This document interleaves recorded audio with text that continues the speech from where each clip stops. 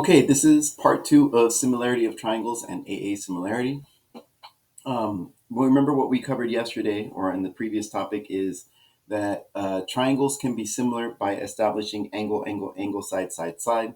But we said that was a lot of work. So we were able to break it down into a shortcut and saying, hey, if I have two angles that are congruent, then I know the triangles must be similar. Why is it important that we establish similar triangles? Well, the reason it's important that we establish similar triangles is, remember the definition. Similar triangles meant that the angles are congruent and the sides are proportional. If I know that triangles are similar, then that means that the sides must be proportional. Moreover, what that means is once I establish that the triangles are similar, I can go ahead and start setting up proportions to solve for missing sides of triangles. But first, I have to make sure that the triangles are similar in order for me to do that, okay? So that's what we're going to do right now. We're going to go ahead and try to solve for x in each one of these. And we're going to see what's going to allow us to do it or if we're not going to be able to do it at all. So let's take a look at the first example. I have a triangle, and I don't know if the triangles are similar yet because they haven't told me that just yet. I can try to establish it though. If I can find two angles that are congruent on both triangles, then I can say that the triangles are similar. So let me go ahead and do that. Let's see. I have this 42 degrees right here and this 42 degrees right here. So far I know I have at least one angle that matches up. So I can say that I have an A.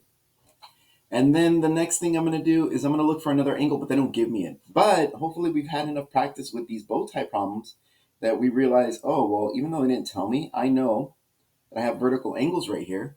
And so I'm going to get another set of congruent angles. Now that I have established that I have two congruent angles, that is enough to say that the triangles are congruent.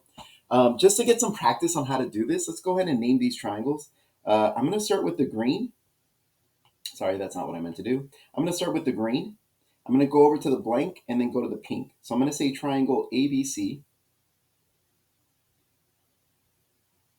is similar. Again, I went green, blank, pink.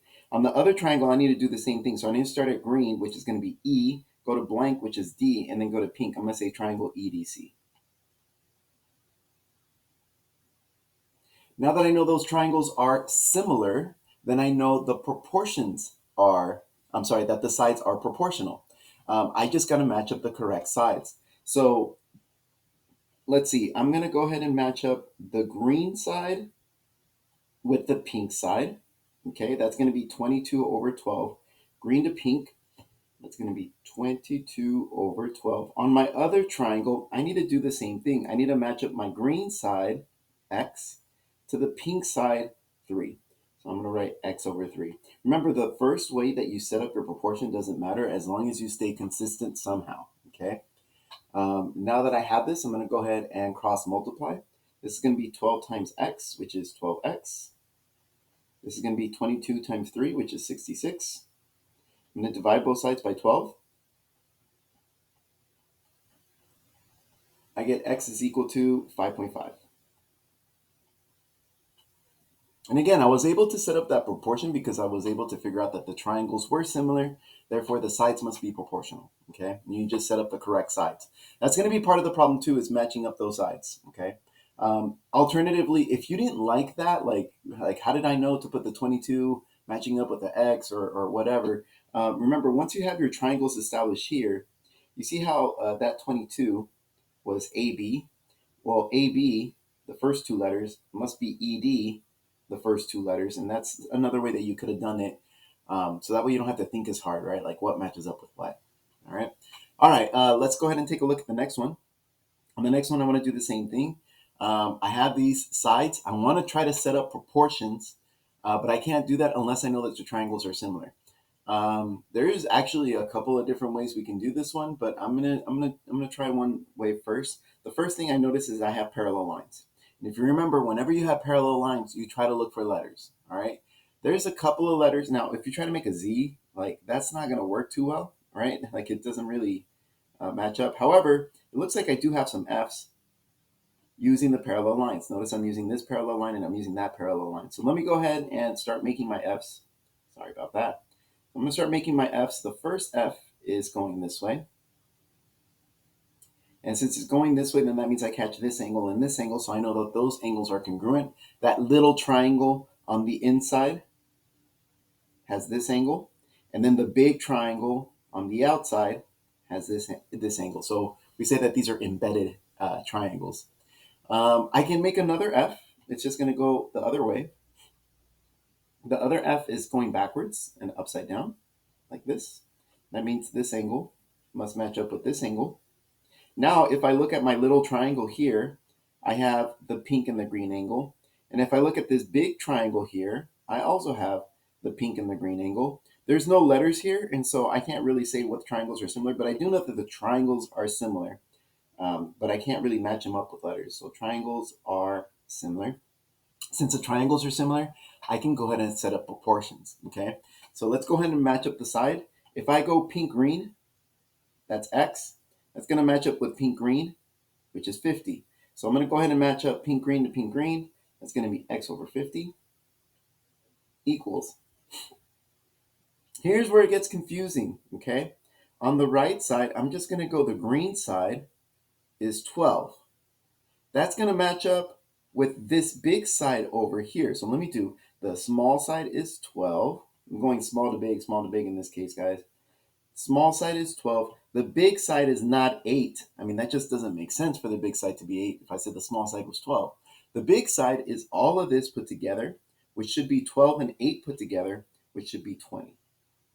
So be careful with that. Even though there isn't a 20 up there per se, you need to know that the big side is 20. And now I can go ahead and cross multiply.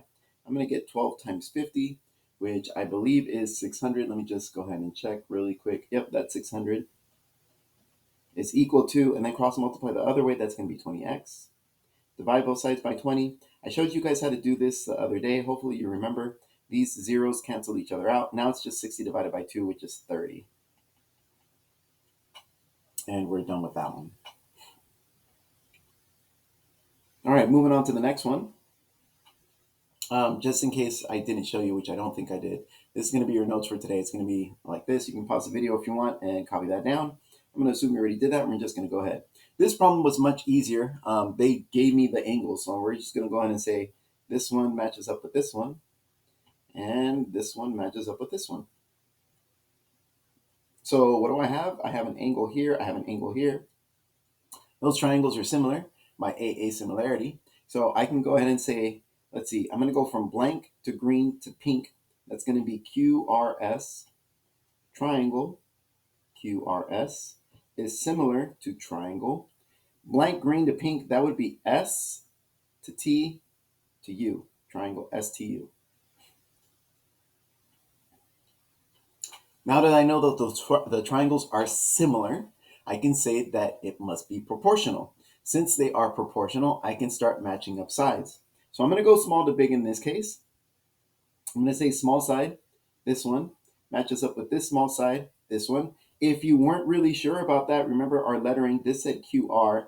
QR are the first two letters that match up, that must match up, sorry, with ST. And so that's another way we can verify. So I'm going to go 14 to 21. This is small to big.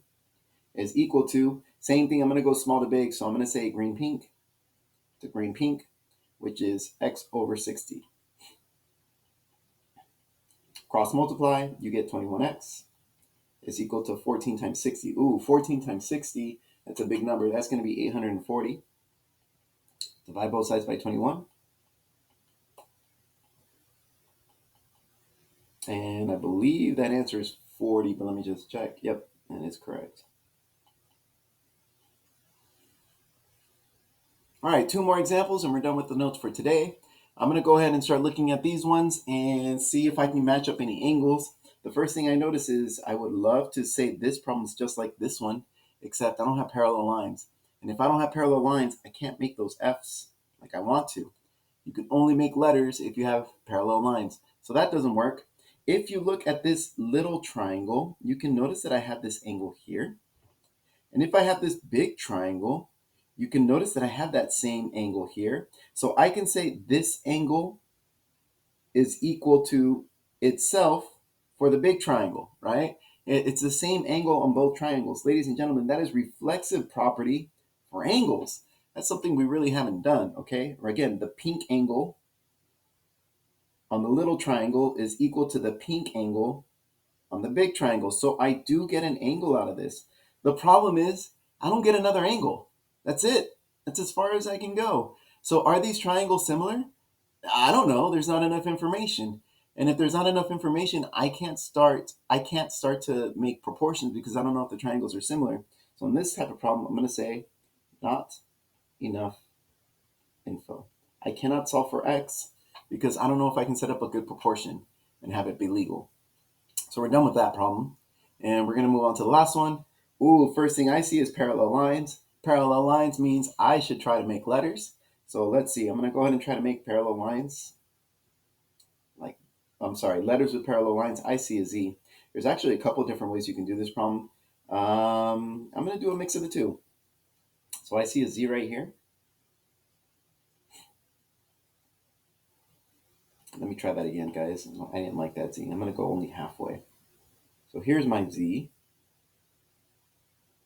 That means I get to catch this angle and this angle. So I know those angles are definitely congruent.